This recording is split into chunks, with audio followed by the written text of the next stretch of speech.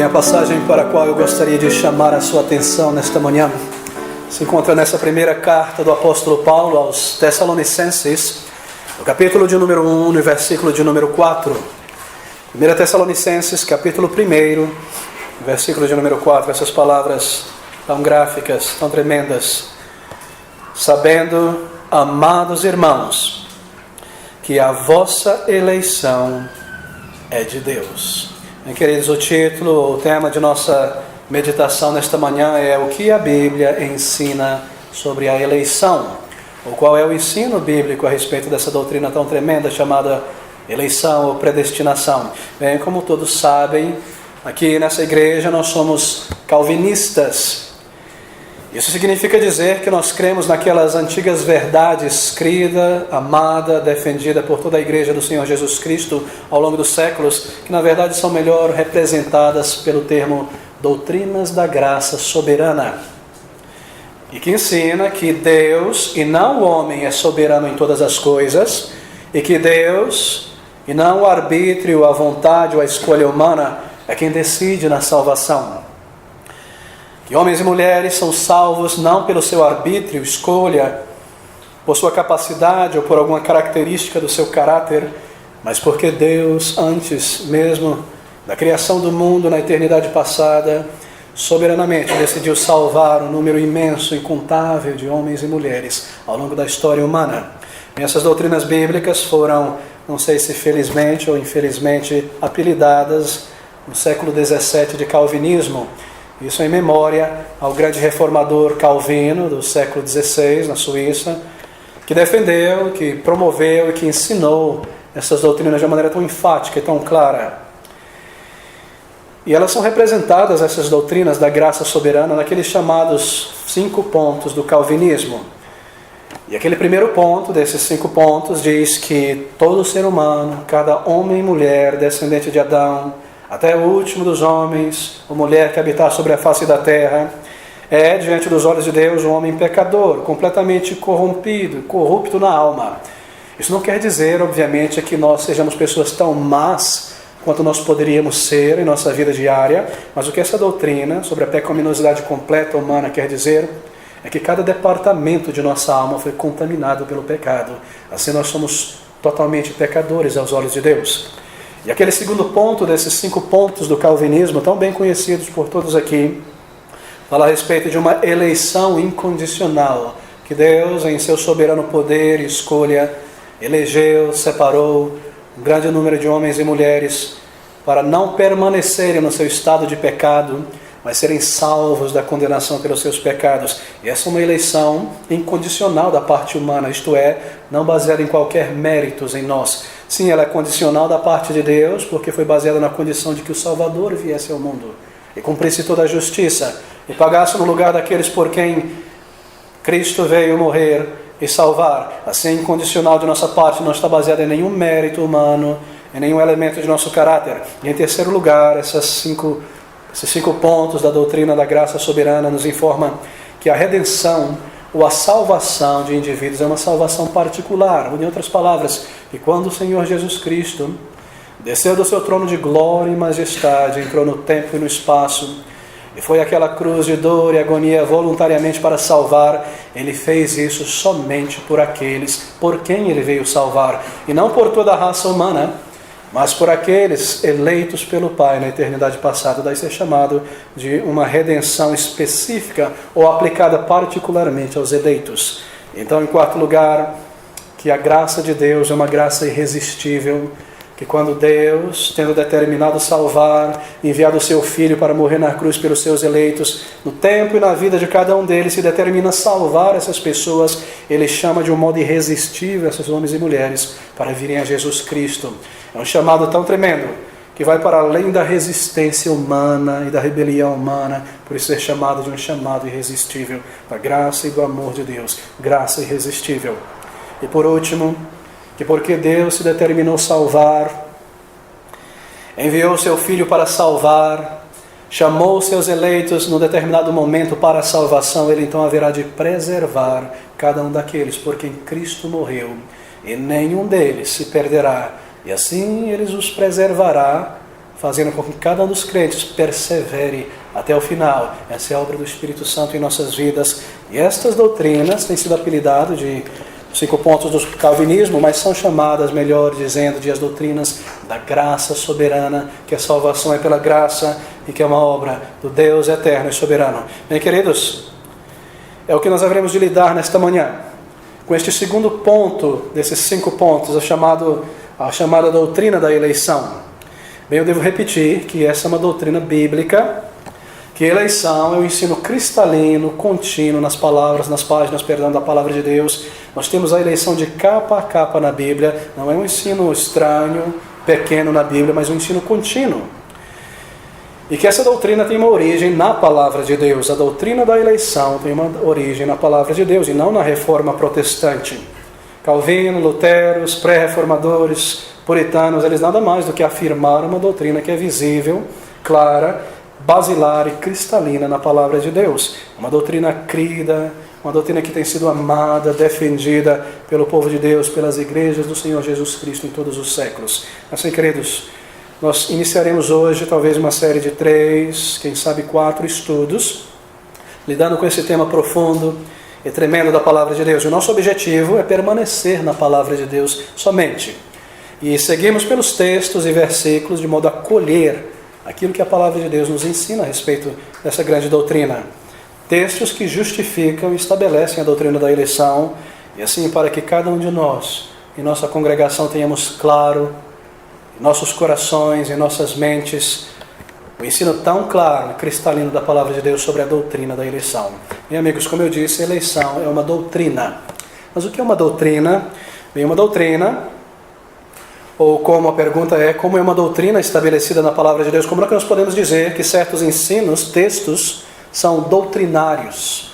O que é doutrinário na palavra de Deus? Bem, todos talvez já tenham ouvido falar a respeito disso, mas uma das características, ou um dos meios pelos quais o ensino da palavra de Deus é considerado uma doutrina, é porque este ensino tem sido repetido várias e várias vezes ao longo dos textos, ao longo das epístolas, ao longo dos livros da palavra de Deus. Todas as vezes, esse é um dos critérios para identificar algo como uma doutrina, que uma verdade é enfatizada na palavra de Deus em vários ângulos, pelos apóstolos, pelo Senhor Jesus Cristo, pelos profetas, ao longo das páginas e dos livros da Bíblia. Então nós entendemos que foi o objetivo do Espírito Santo colocar um holofote, um foco neste ensino. Ali nós percebemos que é algo basilar, essencial, e assim nós a caracterizamos como uma doutrina da palavra de Deus. Nós a tomamos como uma doutrina, uma verdade ensinada, que é afirmada, reafirmada, reestabelecida na palavra de Deus, ou seja, se torna uma daquelas grandes colunas da fé, algo que nós precisamos aprender por necessidade. E assim, doutrinas, queridos, são como que o esqueleto de um corpo. Doutrinas são como que a estrutura de um prédio, tudo se coloca ou se envolve em torno dessa estrutura. E essa doutrina da eleição é uma dessas doutrinas basilares da palavra de Deus. Ela é como uma âncora. A doutrina da eleição em específico é como uma âncora que permite que nós não sejamos arrastados pela maré de ensinos que são falsos. Quando nós conhecemos as doutrinas da fé cristã, nós estamos como que fundados na verdade. E assim não vamos ser arrastados facilmente pela lábia, pela oratória, pelas visões, pelos sonhos de supostos líderes espirituais, porque nós estamos fundados e enraizados na fé. E essa fé é esse conjunto de doutrinas, e aqui está uma dessas doutrinas basilares que nos mantém firmes na verdade da palavra de Deus, a doutrina da eleição. E a eleição é uma delas. É um ensino enfatizado, repetido, constantemente trazido nas páginas da palavra de Deus. Nós vemos o Senhor Jesus Cristo ensinar sobre ela. Nós vemos os apóstolos ensinando-as, aspectos diferentes dessa doutrina. Nós vemos no Antigo Testamento, nós vemos em cada uma das cartas do Novo Testamento. Ela está em toda parte na palavra de Deus. Não é algo pequeno ou escondido na palavra de Deus. Bem, deixa-me delongar um pouco nessa introdução, já que é uma introdução para 3 ou 4 estudos, para dizer o seguinte. Tem havido muito debate e muito desacordo em torno desse tema ao longo dos séculos e das décadas. E alguns cristãos, ao lidar com este assunto, parecem mesmo se esquecer que são cristãos e perdem toda a gentileza e amor fraternal a lidar com esse tema. Algumas vezes, pessoas ficam tremendamente irritadas e indignadas. Eu tenho visto algumas vezes, ao pregar sobre essa doutrina no passado, o rosto de pessoas ficarem vermelhas e os dentes rangeres e pessoas saírem da sala. E assim é o sentimento que muitas vezes está em torno dessas doutrinas. Sabe por quê, queridos? Porque uma doutrina que diz que somente Deus é soberano não agrada um coração carnal e autoindulgente. Tem havido muita controvérsia em torno desse tema. Tem havido muito debate. Alguns crentes pouco enraizados nas Escrituras, na Palavra de Deus, e com uma certa tendência ecumênica, parecem pensar, e às vezes ensinam, que a doutrina da eleição deveria ser colocada de lado pelo bem da convivência ecumênica entre irmãos. Vamos esquecer essas doutrinas que parecem trazer atrito. Vamos evitar atrito entre o povo de Deus, aqui alguns dizem assim, deixa-se de lado, não se menciona, não se ensina uma doutrina tão necessária e tão profunda como essa. E outros, por terem participado talvez de debates não muito edificantes a respeito do tema, começam a pensar também que a própria doutrina não é edificante. Mas, queridos, são essas pessoas que costumam repetir frases clichês do tipo doutrina divide, o amor é que une, coisas como essa, de modo a justificar o não ensino e a não defesa dessas verdades. Algumas pessoas parecem estar mesmo censurando a Deus por ter colocado isso na palavra. Algumas pessoas parecem se indignar contra Deus em dizer que como poderia Deus ter elegido pessoas para a salvação e deixado de lado outras pessoas. Outros, se lhes fossem dado a tarefa de revisar uma nova Bíblia para o ser humano do século XXI, certamente essa doutrina seria uma das primeiras a ser abafada, tirada, colocada de lado em sua edição. Mas será que nós podemos eliminar essa verdade da palavra de Deus, a doutrina da eleição, da predestinação? Será que nós podemos empurrá-la para o lado simplesmente pelo bem de um convívio ecumênico?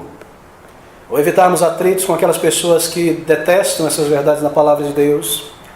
Bem, não nos parece que o Senhor Jesus Cristo e os apóstolos pensavam dessa maneira, porque nós vemos eles o tempo todo ensinando essas doutrinas, sem justificar o porquê estão ensinando. Eles simplesmente declaravam como um fato verdadeiro da palavra de Deus. E é seguindo no ensino do Senhor Jesus Cristo e dos apóstolos que nós queremos nos aproximar desta verdade. Sem vergonha, sem restrição, mas proclamar aquilo que a palavra de Deus proclama. Oh, queridos, talvez para alguns amigos aqui nesta manhã, o próprio termo eleição soe um tanto preocupante e um tanto constrangedor. Talvez porque você tenha crescido ou passado muito tempo em um ambiente onde a vontade humana, o arbítrio humano é exaltado acima da vontade de Deus e da sua palavra. E assim, se esse é o teu caso, talvez o termo eleição te traga nessa manhã um certo constrangimento na alma. Pensar que Deus tem elegido para a salvação um número de pessoas e preterido outras, talvez lhe constranha um tanto. Mas deixe-me exortá-lo a ouvir essa pregação nessa manhã com uma mente aberta. Deixe-me lhe exortar a colocar os teus conceitos previamente adquiridos, pré-conceitos de lado por um momento, e atentar ao que a palavra de Deus ensina nessa manhã, e aquietar a tua alma, e dizer a si mesmo nessa manhã: eu irei prestar atenção ao que esse pregador tem a dizer sobre esse tema, porque ele zela por minha alma, e o desejo dele é que eu esteja estabelecido em toda a verdade da palavra de Deus, e assim também a oração dele por mim individualmente. Então eu vou me desarmar, e vou ouvir o que a palavra de Deus tem a me dizer, e vou abrir o meu coração para ser convencido pela palavra de Deus e pelos argumentos da palavra de Deus. E eu não vou dizer a mim mesmo: essa é uma doutrina muito profunda e complexa, eu não quero ouvir, eu não vou ouvir, eu vou me desligar desse banco e vou esperar que o relógio bata os seus tics e eu logo saia daqui. Não, não diga isso. Atente. A Bíblia não te autoriza a classificar nenhuma doutrina na palavra de Deus como demasiadamente complexa para que você use isso como justificativa para não conhecê-la. Toda doutrina, cada ensino na palavra de Deus é proveitoso para o ensino, e foi colocado aqui pelo Espírito Santo de Deus para a nossa edificação. E assim eu estaria sendo injusto com você se eu não lidasse nessa manhã de uma maneira clara e direta com esse tema tão maravilhoso, tão profundo. Assim, queridos, Desprenda-se de conceitos e ideias que você colheu em pedaços previamente sobre essa doutrina e ouça com calma o ensino da palavra de Deus sobre esse tema, porque é meu objetivo mostrar somente o que a palavra de Deus ensina.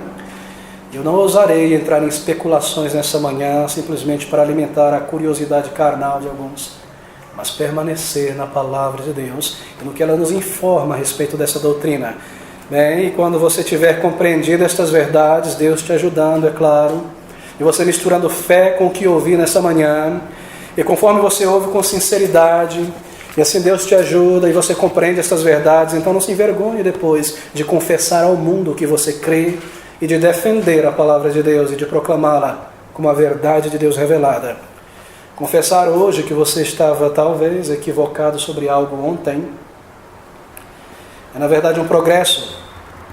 É reconhecer que você está um pouco mais sábio hoje e que Deus, pela sua palavra, tem edificado a sua vida e que você está sendo liberto de erros ao conhecer a verdade de Deus.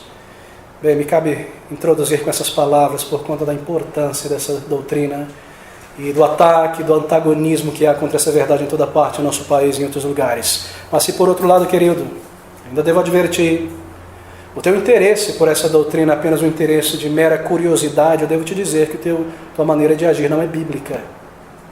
Se essa verdade, como qualquer outra da palavra de Deus, não afeta a tua vida e não modifica a maneira de você pensar e agir em relação a Deus e a sua igreja e a tua vida, você está agindo de uma maneira errada e não bíblica. Porque o objetivo do Espírito Santo de Deus, ao comunicar estas verdades, é nos limpar do erro, transformar a nossa vida, nos aproximar mais do Senhor e afetar as nossas escolhas, os nossos motivos, as nossas atitudes de uma maneira contínua e permanente para a glória dEle. Então não se aproxime apenas com uma mera curiosidade intelectual diante dessa doutrina. Bem, queridos, eleição, eu começo assim, algo tremendamente positivo na palavra de Deus. Eleição é tremendamente positivo. Eleição é algo a respeito do qual todo crente no Senhor Jesus Cristo deve estar estabelecido, conhecer com toda clareza a doutrina, de modo a conhecer e estar certo a respeito de sua própria eleição diante de Deus. E é por isso que Pedro, lá em 2 Pedro capítulo 1, versículo 10, ele nos conclama nessas palavras, dizendo: portanto, irmãos, procurai fazer cada vez mais firme a vossa vocação e eleição, porque fazendo isto, nunca jamais tropeçareis. Fazê-la mais firme para você mesmo, isto é, saber que você está na fé, saber que você já passou da morte para a vida, estar certo que você é um eleito de Deus, chamado para a vida eterna com Cristo Jesus. Essas são palavras tremendas, e aqui nós somos exortados a estar certo da realidade da doutrina da eleição, de modo a estarmos certos dessa realidade em nossas próprias vidas. Bem, qual é o significado dessa palavra na Bíblia, eleição? Em termos gerais, queridos, tanto no grego, no Novo Testamento, quanto no Antigo Testamento, uma palavra que significa, em linhas gerais, conhecer. Termo traduzido como eleição tem esta ideia de conhecer. É o conhecimento de alguém, na verdade. Não é o conhecimento de uma situação, não é o conhecimento de um ato que se desenvolve, mas é o conhecimento de pessoas. Mas também traz um elemento muito afetivo aqui nessas palavras de Paulo aos Tessalonicenses. É conhecer em um sentido de cuidado amoroso. Ou fazer de alguém o objeto de um cuidado amoroso. Conhecer alguém no sentido de separá-lo e conhecê-lo como um objeto de cuidado e de atenção. E a ideia aqui é que Deus, antes de criar homens e mulheres, elegeu um grande número deles para serem um objeto do seu amor e do seu cuidado. Essa é a ideia que perpassa o termo eleição em toda a Bíblia. Bem, eleição ou conhecer não significa meramente, como alguns tentam forçosamente dizer, conhecimento prévio ou previsão ou presciência intelectual. Esse não é o significado da palavra eleição, conhecimento na Bíblia. Conhecer algum fato de antemão, por exemplo, que Deus, ele prescindiu, ele viu previamente na eternidade passada aquelas pessoas que haveriam de crer no seu Filho, e porque ele previu em sua presciência essas coisas, então ele elegeu aquelas pessoas para a eternidade. Mas isso não faz sentido, isso é colocar a carroça na frente dos bois. Na verdade, o sentido é esse: que na eternidade passada Deus não conheceu apenas os atos e as escolhas dessas pessoas, mas Ele conheceu elas próprias, por nome. E assim Ele enviou o Seu Filho a este mundo, tendo em sua mente o nome e a pessoa de cada um aquelas por quem Ele veio morrer. É o conhecer de uma pessoa mais do que o conhecer de uma ação. Se Ele amou tais pessoas na eternidade, então Ele as conheceu ali e determinou que haveria de amá-las e salvá-las de seus pecados e dar a ela o caráter de seu Filho e a eternidade com Ele. Mesmo antes de qualquer ação delas, mesmo antes de terem sido criadas, é um conhecimento afetivo de pessoas e assim é uma eleição de pessoas. Bem, não é que Ele enviou, como eu disse, como certas pessoas creem, e assim os predestinou para a salvação, mas Ele predestinou essas pessoas para que crescem. Não é que Ele viu na eternidade passada, no tempo e no espaço, aquelas pessoas que haveriam de crer, e assim as elegeu, mas que Ele as elegeu para que elas crescem. E assim deu a elas a fé no tempo determinado, para que crescem na verdade e fossem salvos. Ele determinou que daria fé para que crescem e fossem salvos. É isso que a palavra de Deus nos ensina aqui em Efésios, capítulo 2, versículo 8 e 9. Tão conhecidas essas palavras. Versículo 8, porque pela graça sois salvos, graça soberana, por meio da fé. E isto que? A fé não vem de vós, é dom de Deus. A fé é uma dádiva de Deus para aqueles que foram eleitos para a salvação. E eles vão receber e têm recebido no momento que Deus tem determinado para que creiam na mensagem do Evangelho, para que depositem a sua confiança no Senhor Jesus Cristo, para que sejam salvos. Essas palavras são tremendas. Bem, eleição significa exatamente isso. Eleição significa exatamente o que o termo diz. Eleição é eleger. Eleição significa separar, selecionar, escolher, tomar uns e deixar outros de fora. É exatamente isso o que o termo significa. Nós não podemos inventar em torno desse tema, ou desse termo, tentar esticá-lo demasiadamente, reduzi-lo demasiadamente, porque é exatamente isso o significado de eleger. Eleger uns dentre outros, separar uns dentre outros. E essa é a doutrina que ensina que Deus tem separado o número de homens e mulheres, e anjos também, para serem objetos de sua graça, anjos para serem preservados, para não caírem com Satanás, e aqueles homens e mulheres que depois da queda seriam resgatados do seu pecado, e seriam salvos e salvos para sempre. Significa que antes da fundação do mundo, de toda essa massa da humanidade, de homens e mulheres, de Adão ao último homem, homens e mulheres pecadores, pessoas destituídas da graça de Deus, rebeldes, pessoas condenadas pelos seus próprios pecados, de toda essa massa de homens e mulheres da humanidade, Deus escolheu um certo número de pessoas, os elegendo para que eles fossem conformados à imagem do seu Filho, salvos da condenação merecida pelos seus pecados. É isso que ensina a doutrina da eleição, da predestinação. Bem, o que ela ensina em particular? Bem, a eleição ela tem origem no decreto divino. Deus tem decretado o número de coisas na eternidade passada, e a eleição que Ele haveria de salvar, preservar o número de anjos e também de homens e mulheres, foi algo que Ele estabeleceu antes da fundação do mundo. Faz parte do decreto de Deus. Mas antes de eu explicar esse decreto, como isso opera, deixa-me dizer algo muito importante. Amigos, um pouquinho de conhecimento sobre um assunto importante é algo muito perigoso. Um conhecimento fracionado ou limitado, pequeno, sobre algo importante é muito perigoso. Porque, por um lado, esse conhecimento pequeno sobre algo importante pode te levar a desprezar uma verdade como essa, porque você não a entende completamente, e diz assim mesmo, é muito complexo, é muito injusto, eu não gosto de ouvir a respeito disso, eu não quero conhecer. Então você tem um pouquinho de conhecimento, isso é muito perigoso. Por outro lado, pouco conhecimento pode levar uma pessoa a ter uma visão torcida, altamente dogmática, altamente humanista sobre uma doutrina, porque você se leva pelo teu próprio raciocínio, silogismo e lógica, mais do que buscar na palavra de Deus o que ela ensina sobre essa doutrina. Assim você percebe o perigo de pouco conhecimento sobre algo importante. Bem, queridos, Nós queremos fugir de ambos esses perigos nessa manhã sobre essa doutrina e ter o conhecimento dela mais claro e mais profundo, como ensinado na palavra de Deus, para estarmos certos a respeito daquilo que nós cremos e não termos ideias estranhas ou fantasiosas em nossa mente a respeito de algo tão claro e tão sério na palavra de Deus. Bem, tendo dito isso, nós podemos agora perceber o seguinte: que a eleição, predestinação tem origem no decreto divino, que Deus, na eternidade passada, antes da fundação do mundo, decretou salvar um número de pessoas e também determinou que um outro número, o restante das pessoas, seriam deixadas em seus pecados.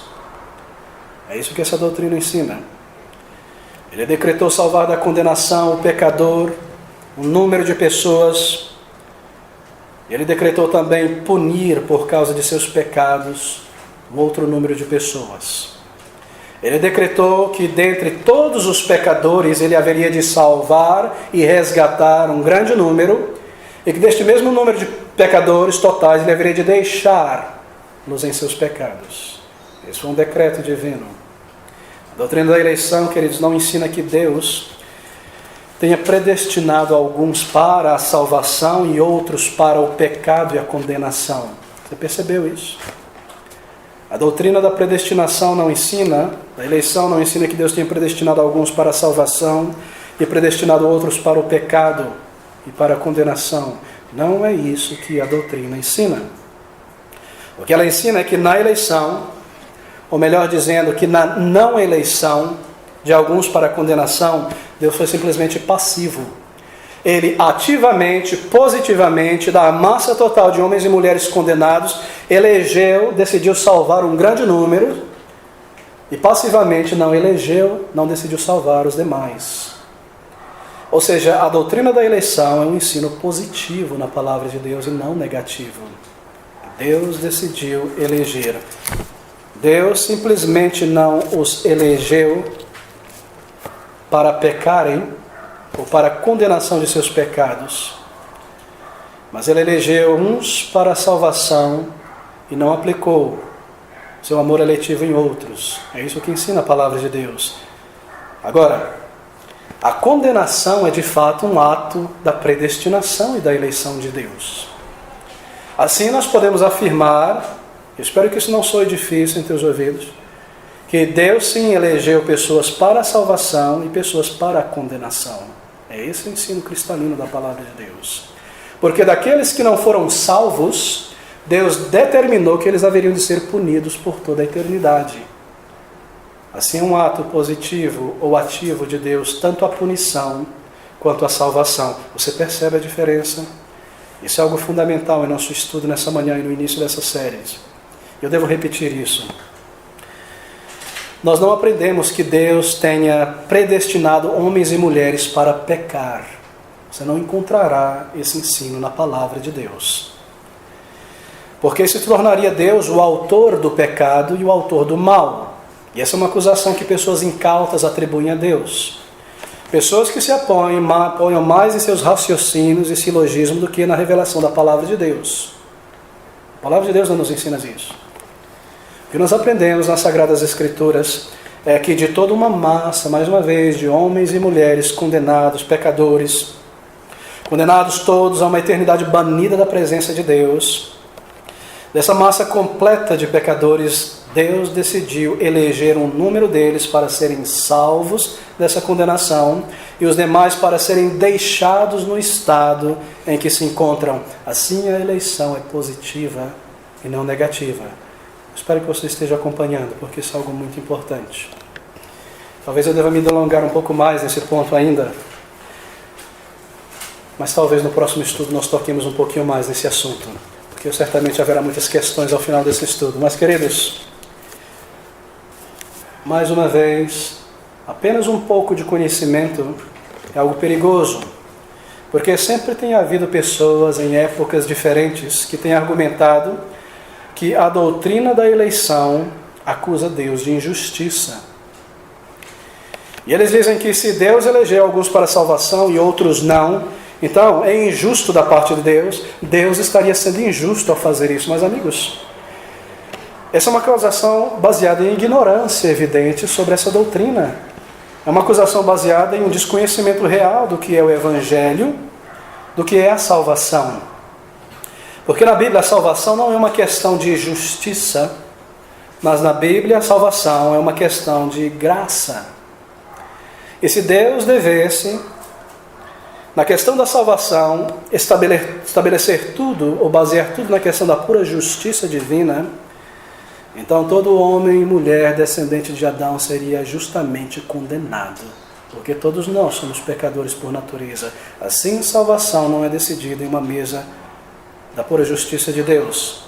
Isso é uma questão de justiça, porque todos pecaram, assim o fato é que Deus deve julgar a todos. Agora, se todos pecaram, 100% de toda a raça humana, e Deus decide salvar um número deles, então Deus não é injusto, mas misericordioso. Se todos pecaram e destituídos estão da glória de Deus, e todos merecem a punição eterna, e Deus se decide salvar o número deles, isso não é injustiça de Deus, isso é misericórdia de Deus. Pela graça sois salvos, por meio da fé, diz a palavra de Deus. Graça tão grande. Dizer que Deus não tem o direito de separar ou de eleger alguns para que se conformem com a imagem de Cristo e para que sejam salvos é, na verdade, repudiar um ponto cardinal do Evangelho. O ponto que nos diz que a salvação é pela graça e não por obras. O ponto que nos diz que salvação não é baseada em nossos merecimentos, mas na bondade livre, graciosa e gratuita de Deus. Salvação não é um pagamento que nós merecemos por uma vida boa, bons sentimentos em relação a Deus, não, amigos. Não é nosso direito. É algo gratuito que vem da mão de Deus a pessoas que Ele escolhe dar, dentre aqueles que não merecem absolutamente nada do seu favor. Porque Deus escolheu salvar esses pecadores malditos, vis e miseráveis, e não aqueles pecadores malditos, vis e miseráveis. Foi uma obra da graça de Deus. Por uma obra da escolha de Deus. Porque Ele decidiu salvar a mim. A resposta é: eu não sei. Mas eu me contento com as palavras de Deus em sua palavra que diz: foi segundo o beneplácito do seu conhecimento que propuser em si mesmo. Ou como o Senhor Jesus Cristo diz: foi porque isso foi do teu agrado, ó Pai. E assim nós nos aquietamos. E assim a reflexão e o pensamento dá lugar ao louvor, e a gratidão, e a exaltação e a ação de graças. E assim nós permanecemos seguros na palavra de Deus, sem entrarmos em especulações, porque foi do agrado do Pai fazer isso. Qual a diferença entre eleição e predestinação? Isso é muito importante. Bem, essas duas palavras na Bíblia são intercambiáveis. Isso quer dizer que às vezes são utilizadas para o mesmo significado. Predestinação apenas significa que a eleição foi feita previamente. A eleição foi predestinada. Que Deus elegeu pessoas para a salvação antes que elas mesmas existissem, e Ele previamente destinou tais pessoas para a salvação, elegendo elas. Talvez essa seja a diferença entre predestinação e eleição. Ele as predestinou, estabeleceu o destino eterno dessas pessoas previamente. Mas deixe-me colocar isso de uma maneira ainda mais clara, usando uma ilustração do grande pregador Charles Haddon Spurgeon. E para diferenciar entre eleição e predestinação, ele diz o seguinte: antes da salvação ter entrado no mundo, a eleição foi na frente. E o trabalho da eleição, vindo antes da salvação, foi o de marcar as casas onde a salvação seria enviada e os corações nos quais o tesouro da vida eterna seria depositado. A eleição olhou por sobre toda a raça humana, desde Adão até o último, e marcou com um sinal sagrado aqueles para quem a salvação foi designada. A eleição foi para todos os cantos do mundo, pecador, de Jerusalém à Judéia até os confins da terra e em todas as épocas. Então, uma vez que a eleição fez isso, veio na sequência a predestinação. Enquanto que a eleição marcou as casas para onde deveria viajar a salvação, a predestinação mapeou o caminho e as ruas onde a salvação deveria viajar e percorrer até chegar àquela casa. predestinação ordenou cada passo do grande exército da salvação. Predestinação determinou e ordenou o dia, o momento em que o pecador seria trazido a Cristo, a maneira que ele seria salvo, os meios que deveriam ser aplicados para levar o pecador à contrição. Predestinação marcou a hora, o lugar, o momento exato quando o Espírito Santo de Deus deveria despertar o morto e acordá-lo para a sua condição de pecador, e quando o perdão e a paz seria dada a ele pelo sangue de Jesus. Predestinação marcou o caminho tão completamente que a salvação jamais sai do caminho e nenhum passo fora é dado, e nunca perde a estrada em direção à casa marcada pela eleição para a salvação. Tremendo, não é? Tão claro. Essas são palavras tremendas, na verdade, porque nos ensinam sobre a sabedoria de Deus e sobre o seu propósito eterno. Queridos, eleição é ensinada na palavra de Deus. Eleição flui dos versículos dos textos da palavra de Deus. E eu não quero lidar nessa manhã com a doutrina da eleição na história da igreja, mas apenas dizer que não foi uma doutrina criada pelos reformadores, mais uma vez, mas uma doutrina da palavra de Deus que foi anunciada, proclamada, defendida ao longo do período da Reforma, em confronto com a doutrina da Igreja Católica Romana da salvação por obras, da regeneração pelo batismo infantil e coisas como essa. Assim os reformadores precisaram levantar essa bandeira tremenda e pregar, ensinar, escrever sobre essa doutrina tantas e tantas vezes. É por isso que aqueles séculos é tão marcado pelo ensino e a defesa dessa doutrina, porque havia um império da iniquidade em toda parte, e a verdade precisava ser reverberada, e essa coluna basilar da salvação deveria ser proclamada. Mas deixa eu mencionar algo importante. Nas confissões de fé das igrejas, e nós lembramos que uma confissão de fé é nada mais do que um texto que confessa aquilo que nós cremos como igreja. Em todas elas, ou nas principais confissões de fé da Igreja do Senhor Jesus Cristo, a doutrina da eleição é afirmada. Assim nós temos o testemunho da história através da igreja. Esse não é um ensino novo, atual. Não sou eu que estou inventando isso aqui. A Igreja do Senhor Jesus Cristo, que tem em seus principais documentos de fé declarado essa verdade. E aqui em nossa igreja nós subscrevemos a Confissão Batista de Fé de 1689. E ali ela afirma sobre essa doutrina que Deus se determinou chamar os seus eleitos. Bem, queridos, as confissões não são a nossa autoridade. A palavra de Deus é. Elas apenas nos servem como uma cartilha, um exemplo, no momento da controvérsia, da dúvida, para você abrir lá e se recordar aquilo que nós cremos, e a igreja tem crido. Assim eu te aconselho a ler, a ter uma confissão batista de fé em casa, e lê-la, e estudá-la, e guardá-la em sua bolsa. E nós aprendemos isso na palavra de Deus, mas eu devo me voltar agora nos últimos minutos para a palavra de Deus. Porque eu estou certo que, como um crente sincero que você é, ainda que eu fosse pelos anais da história do cristianismo e levantasse cada um dos pais da igreja e dissesse a você o que eles disseram sobre a eleição, certamente você não se satisfaria com isso, a menos que a palavra de Deus te ensine a respeito. E assim é um crente que ama a palavra de Deus. Eu quero agora chamar a sua atenção para um número de textos, eu passarei rapidamente por eles. Alguns você deve anotar e estudar em casa, mas simplesmente para mostrar que esse ensino é bíblico. Que a palavra de Deus ensina a eleição. Porque se na Bíblia, amigos, pessoas são chamadas de eleitas, então não se pode duvidar que deve haver realmente uma eleição. E se o Senhor Jesus Cristo e os apóstolos costumavam chamar os crentes de eleitos de Deus, é porque é exatamente isso que eles são eleitos por Deus e eleitos de Deus. De outra maneira, o termo eleição na Bíblia perde o seu significado, independente do que nós queremos atribuir a ele. Você volte-se comigo primeiramente a Marcos, no capítulo de número 13, e versículo de número 22. Marcos capítulo 13, versículo número 20, na verdade, se o Senhor não abrisse aqueles dias, ou abreviasse aqueles dias, nenhuma carne se salvaria, mas por causa dos eleitos que escolheu, abreviou aqueles dias, por causa dos eleitos que escolheu. Aqui está, dos lábios do próprio Senhor Jesus Cristo, por causa daqueles que na eternidade passada Ele escolheu, agora no tempo, no espaço, diante da perseguição, Ele haveria de abreviar aqueles tempos, por causa dos eleitos que escolheu. Versículo 22, porque se levantarão falsos cristos e falsos profetas, e farão sinais e prodígios para enganarem, se for possível, até os escolhidos. E versículo 27, ele enviará os seus anjos e ajuntará os seus escolhidos desde os quatro ventos da extremidade da terra até a extremidade dos céus. Lucas capítulo 18, versículo 7 agora. Mais um texto, onde a doutrina, o termo é mencionado. Lucas 18, versículo 7.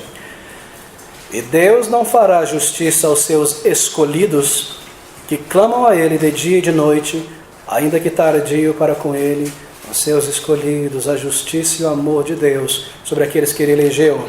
E além desses textos, há muitos outros que nós poderíamos selecionar, onde o Senhor Jesus Cristo menciona, ensina, estabelece a doutrina da eleição em várias partes do Evangelho.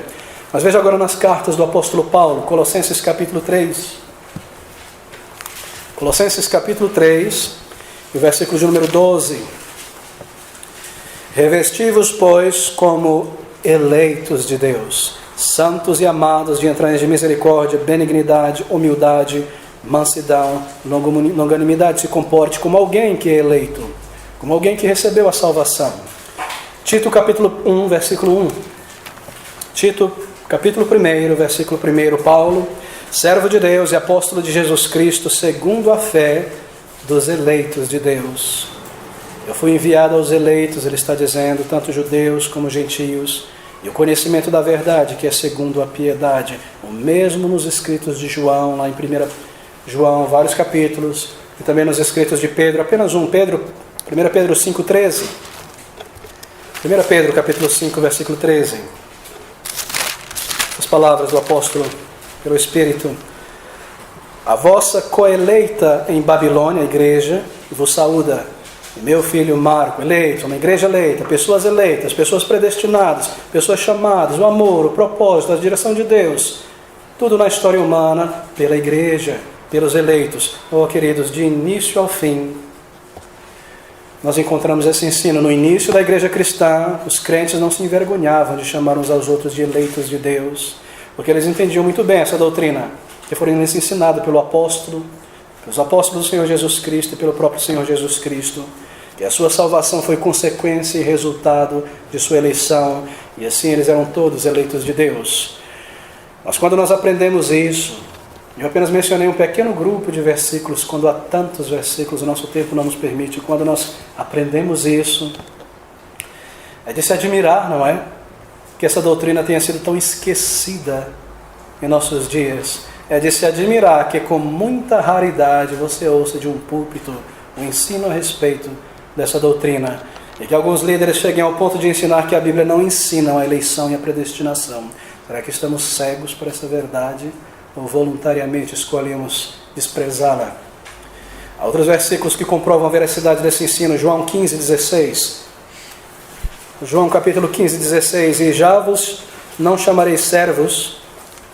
Versículo 15. Porque o servo não sabe o que faz o seu senhor. Agora o versículo 16. Não me escolhestes vós a mim, mas eu vos escolhi a vós e vos nomeei para que vades e deis frutos. E o vosso fruto permaneça, a fim de que tudo quanto pedirdes em meu nome ao Pai, Ele vos escolhe, Ele vos conceda. Vocês não me escolheram, fui eu que os escolhi antes da fundação do mundo, diz o Senhor Jesus Cristo. Em outras palavras, e aqui você descobre que Cristo escolheu o seu povo. No versículo 19 nós observamos isso. Se vós fosseis do mundo, o mundo amaria o que era seu. Mas porque não sois do mundo, antes eu vos escolhi do mundo, por isso é que o mundo vos odeia. Veja João capítulo 17 agora. Versículo de número 8. Porque lhes dei as palavras que tu me deste, e eles as receberam e têm verdadeiramente conhecido que saí de ti e creram que me enviaste. Eu rogo por eles, não rogo pelo mundo, mas por aqueles que me deste, porque são teus. Tremendas palavras, pessoas dadas pelo Pai ao Salvador, para que por eles Ele derramasse o seu sangue e o salvasse, e agora Ele intercede pelo seu povo. Veja ainda Atos capítulo 13, Atos capítulo 13, o versículo de número 48 em particular. Atos 13, 48. As palavras... E os gentios, ouvindo isto, alegraram-se e glorificavam a palavra do Senhor, que aqui era pregada por Pedro no dia de Pentecostes.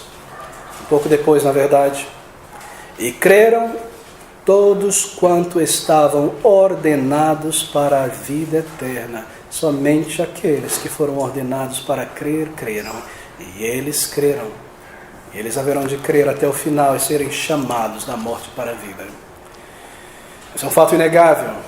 Aqueles que foram destinados para a vida eterna. Não nos interessa o que os nossos antagonistas dizem a respeito desse versículo. A verdade clara é aqui, que aqueles que foram destinados para a vida eterna, esses foram os que creram.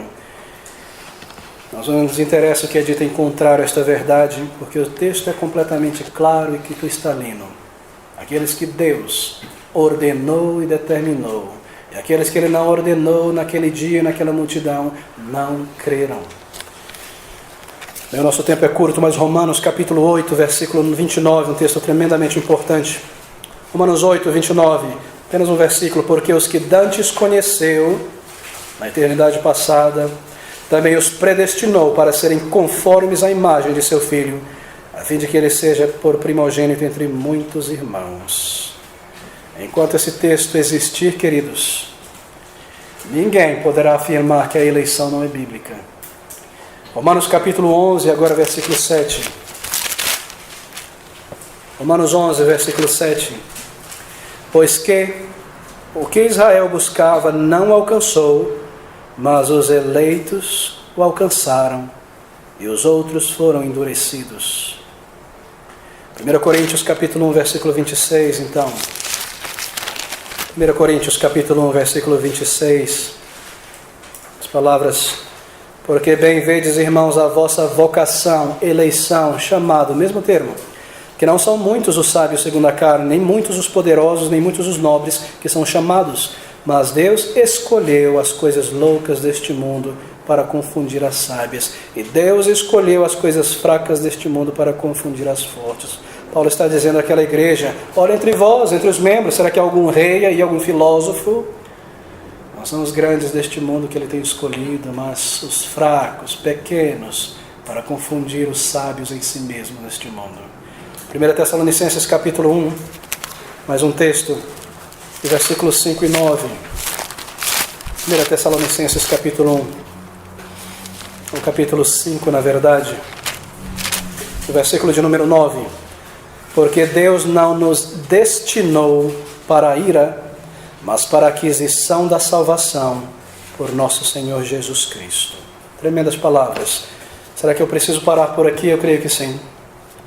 Mas será que essa avalanche de textos não é suficiente para fazer com que a arrogância, a soberba daqueles que dizem que não existe eleição cesse por inteiro? Será que a palavra de Deus não é tão clara, cristalina, direta, contínua e continuamente a respeito dessa doutrina, amigos? Eu estou certo que sim. Uma pessoa precisa ser altamente maliciosa ou completamente ignorante da palavra de Deus para afirmar que não existe na Bíblia uma doutrina chamada eleição ou predestinação. Será que nós podemos arrancar esta verdade da Bíblia e mutilá-la da palavra de Deus? Será que nós podemos levantar a nossa voz ao céu e desafiar a Deus e chamá-lo de injusto por ter feito isso? Se você ainda nega essa verdade, não venha argumentar comigo ao final do culto. Argumente com Deus. Eu sou apenas o proclamador dela. É Deus quem estabeleceu essa verdade em sua palavra. E é com Ele que nós temos que lidar se queremos negar esses fatos. Bem, quantos tipos de eleição existem, irmãos? Deixe-me esclarecer isso porque isso é muito importante. Porque aqui é onde está a confusão de alguns, sobretudo no meio pentecostal. Os nossos oponentes, aqueles que afirmam o contrário dessa verdade, eles dizem: se há uma eleição na Bíblia, essa não é uma eleição de indivíduos, de pessoas para a salvação. Eles dizem: sim, há uma eleição na Bíblia, mas é apenas a eleição de nações ou da igreja. É uma eleição, eles dizem, missiológica, é a eleição de uma nação de Israel para uma missão. Não há tal coisa como a eleição de indivíduos para a salvação. Isso não existe, eles dizem. Mas a Bíblia fala de eleição em mais de um sentido. Primeiramente, há a eleição de Israel, sim, como um povo, uma nação, para privilégios e serviços especiais. Nós lemos sobre isso em Deuteronômio capítulo 7, como Israel é selecionada para uma missão, o povo de Israel. Deuteronômio 7, versículos 6 e 7, porque povo santo és ao Senhor teu Deus. santo, isto é, separado. O Senhor teu Deus te escolheu para que lhe fosse o seu povo especial de todos os povos que há sobre a face da terra. O Senhor não tomou prazer em vós, nem vos escolheu, porque a vossa multidão era mais do que a de todos os outros povos, pois vós éreis menos em número do que todos os povos. Deus escolheu a nação de Israel para uma missão, para um propósito. Há aqui sim a eleição de um povo, uma eleição missiológica para um propósito. Mas em segundo lugar, há na Bíblia também o ensino de que Deus tem elegido pessoas, indivíduos, para certos ofícios, para a realização de certas tarefas ou para um serviço especial. Você pode verificar em casa o exemplo de Moisés, em Êxodo capítulo 3, diante da sarça ardente, eleito, chamado por Deus para ir ao Egito e trazer o seu povo dali e conduzir até Canaã. Há o exemplo dos sacerdotes, Deuteronômio 18, 5 em diante. Há a eleição dos reis ungidos para se assentarem no trono dentre o povo de Deus e julgar. Há a eleição dos profetas.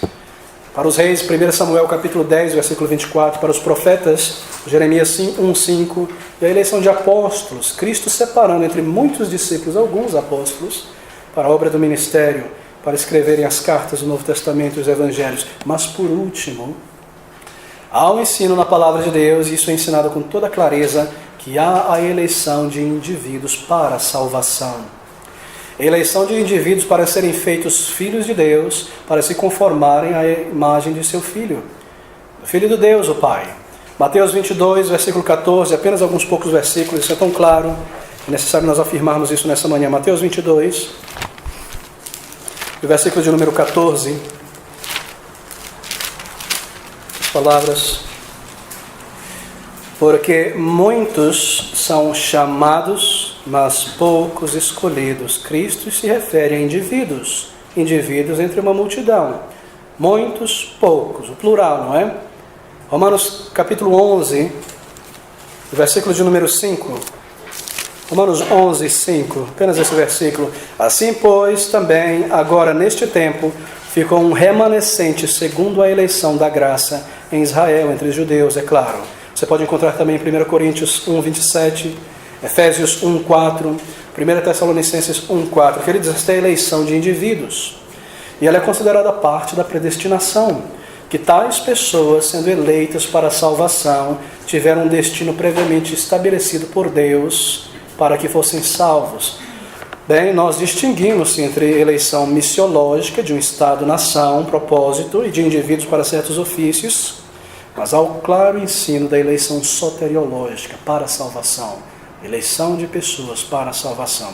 Assim, erram e enganam suas congregações e transtornam a doutrina da eleição, aqueles líderes e professores que ensinam que se existe uma eleição, é somente uma eleição para uma nação ou para um Estado.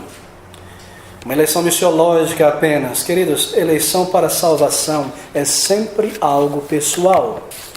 É uma atitude bastante nécia, incoerente, quando um pastor diz e afirma que a eleição é meramente de nações inteiras. E assim desacredita a eleição de indivíduo. Mas de que são constituídas nações? Não são de indivíduos? E se nós dizemos que Deus salvou os judeus, isso quer dizer que Ele salvou esse judeu, e aquela judia, e aquele outro. Ele salvou indivíduos. E se Ele tem salvado a sua igreja, isso quer dizer que Ele tem salvado esse crente, aquele outro crente, e chamado cada um individualmente para essa salvação. É sempre uma salvação de indivíduos. Esse é o ensino da palavra de Deus. Ele escolheu aquele indivíduo para dar a sua graça. Mesmo dentre a nação de Israel, ali havia 7.000 que Ele escolheu para que não dobrassem os seus joelhos diante de Baal. Sempre indivíduos, em cujos corações e mentes Ele haverá de operar para conduzi-los a Cristo Jesus. Bem, nós concluímos com essas características da eleição. Eleição não depende do indivíduo. Não há nada em nós. Não é que Deus olhou na eternidade passada para você e para mim, e por causa daquele aspecto do seu caráter e da personalidade, Ele decidiu te chamar e te selecionar entre os demais. Nada disso, queridos. Eleição é tremendamente e unicamente baseada na vontade e na graça de Deus, porque pela graça sois salvos, por meio da fé, e isto a fé não vem de vós, é uma dádiva de Deus. Eleição em segundo lugar é eterna. Jeremias, palavras tão belas, capítulo 31, versículo 3, tão conhecidas. há muito que o Senhor me apareceu dizendo, para Israel, isto é, porquanto com amor eterno te amei na eternidade passada, por isso com benignidade te atraí no tempo da sua graça. Se refere a Israel, esse Israel é obviamente uma figura da igreja, e a igreja está obviamente composta de indivíduos, assim Deus amou os seus eleitos na eternidade passada, e assim no tempo Ele tem chamado cada um deles com o mesmo amor eterno e atraído cada um deles a Jesus Cristo. Outra característica da eleição é que a eleição conduz à santificação. A eleição produz frutos, não é? E um deles é a santificação. Eleitos para a salvação, santificados pelo Espírito Santo de Deus. Assim, uma pessoa não pode descansar em sua imaginação carnal e pensar que porque eu fui um eleito de Deus, tanto faz eu viver a maneira como eu devo viver. E eu sou o Senhor da minha vida. E eu não me separo do pecado deste mundo. Eu não estou na casa de Deus servindo e honrando, porque eu sou um eleito. Eu já recebi um sinal da minha eleição pelo batismo ou qualquer coisa do tipo. Se não há santificação, um processo de santificação operando, então não houve eleição. Eleição produz humildade no ser humano e esse é o objetivo de Deus. Porque a eleição dá glória a Deus e humilha o pecador, que diz a Ele, não há nada em você, não há nada em mim que me recomendou a Deus, foi a pura graça de Deus. Não há uma doutrina como essa, que produz humildade. É por isso que é detestada por pessoas carnais e soberbas. Querido, se você deseja um maior aprofundamento em humildade, medite a respeito da eleição. Medite a respeito do amor de Deus em eleger você, eu, para a salvação, o que havia em mim, o que havia em você. Quantas pessoas melhores do que eu nesse mundo, mais altruístas, mais filântropas, mais cheias de autocontrole, Ele vai chamar a mim, a você. E quando nós pensamos sobre isso, então o nosso coração se umedece, Deus é glorificado e ações de graça são dirigidas ao nosso Senhor. Não há um ensino que humildece mais o ser humano. A eleição torna um crente uma pessoa muito destemida. Não há um ser humano mais destemido e ousado na face da terra do que um crente, do que aquele que sabe que nada nesse mundo pode separá-lo do amor de Deus, que se ele pecar após a conversão, mesmo no último segundo da sua morte, antes, ele está garantido e guardado pelo sangue de Cristo Jesus. E assim o que lhe importa, o aplauso deste mundo e o franzido rosto das pessoas deste mundo, se eles detestam, se lhe louvam, ele está seguro em Cristo Jesus. E assim ele se torna ousado em seu testemunho, ousado em sua vida. Ele não teme homens, nem os seus diplomas, nem a sua aparência, nem a sua soberba. Ele sabe que é um filho de Deus, que é uma filha de Deus, que foi amado antes da fundação do mundo, e que ao longo dessa vida e dos problemas e percalços dessa jornada, ele será preservado até o fim. Que ousadia isso traz ao nosso coração, não é? Que tremenda ousadia. Quem poderá nos separar do amor de Deus? O que poderá fazer familiares não crentes, colegas de trabalho não crentes, com suas palavras, desdém e opressão, e as decepções deste mundo? Absolutamente nada. Nós estamos firmes nessa rocha que é Jesus Cristo. Será que isso não causa ousadia em teu coração nesta tarde, para ir aos pontos de ônibus, e ao metrô, e a se levantar a cada dia da semana, certo e garantido de que o amor de Deus é sobre você, e que o Espírito Santo de Deus te moldará e te preservará até o final? Quando nós absorvemos essas verdades, então nós nos tornamos pessoas valentes neste mundo. A eleição torna a vida santa, porque o eleito diria a si mesmo sempre, quando ele compreende as evidências da escolha de Deus em sua vida, como eu poderia me entregar à atração desse pecado? Como eu poderia pecar contra Deus, tendo Ele me escolhido para a eternidade, para estar entre os seus anjos eleitos, no céu e na glória, e pecar contra o meu Deus que tanto me amou? Isso leva o crente a oferecer uma violência santa contra os seus pecados, se levantar e honrar a Deus e seguir em frente. Eleição gera obediência de vida, eleição gera dedicação de vida, porque a eleição diz que se eu ando contrário aos preceitos de Deus, não há nenhuma razão para imaginar que eu sou um eleito. Mas quando eu me dedico, e há alegria no serviço, e a dedicação e sacrifício, e quando a obediência é uma luta por servir ao Senhor a cada dia, para oferecer a Ele uma obediência mais perfeita hoje do que eu ofereci ontem, Então nós fazemos nossa eleição mais segura para nós mesmos. E sabemos que o seu Espírito está em nós. Oh, queridos, a eleição nos leva a perseverar na fé. Um eleito é uma pessoa santa. Um eleito é uma pessoa santa. Ele não é puro, ela não é imaculada, ele não é sem defeitos, mas é uma pessoa que ao longo de sua jornada na vida está santificando a sua vida. E se você pudesse olhar sobre a jornada desse homem ou dessa mulher, de sua salvação até o final, você vê ali uma luta contra o pecado e as tentações, confissão de pecados, separação do mundo, mais próximo de Deus, mais desenraizado deste mundo. Isso leva à santificação, porque é um eleito de Deus. Deixe-me trazer uma palavra aos duvidosos nessa manhã.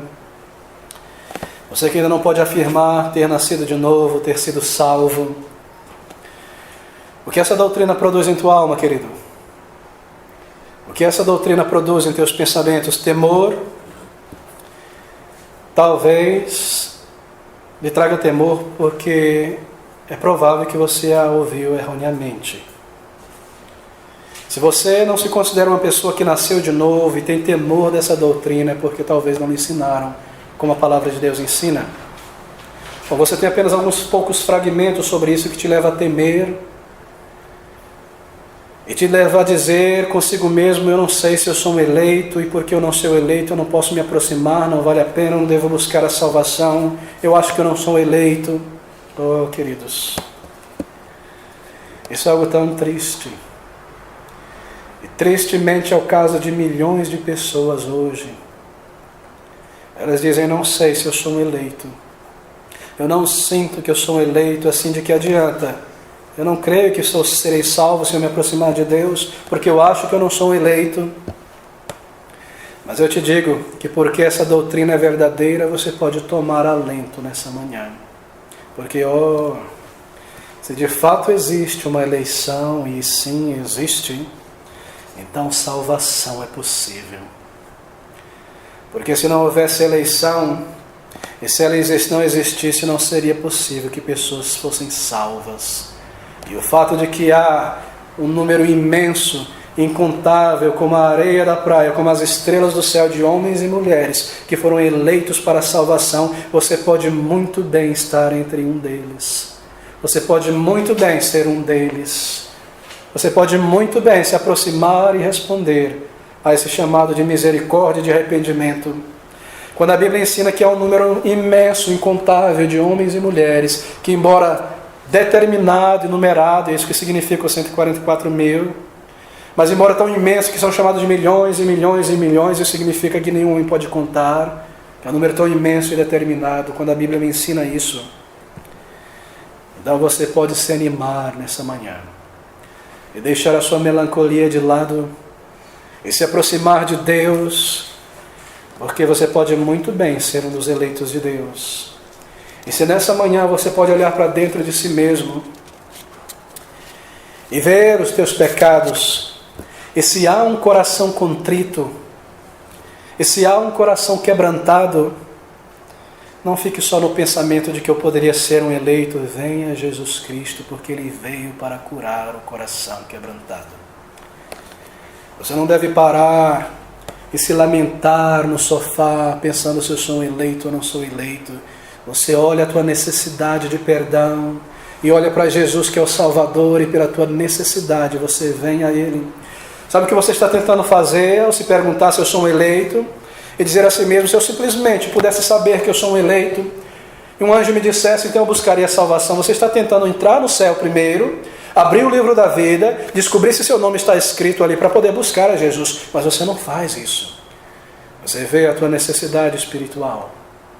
Você vê os teus pecados, você entende que Ele te chama para a salvação, e você simplesmente se aproxima pela tua necessidade, e você é salvo, e você é salvo para sempre.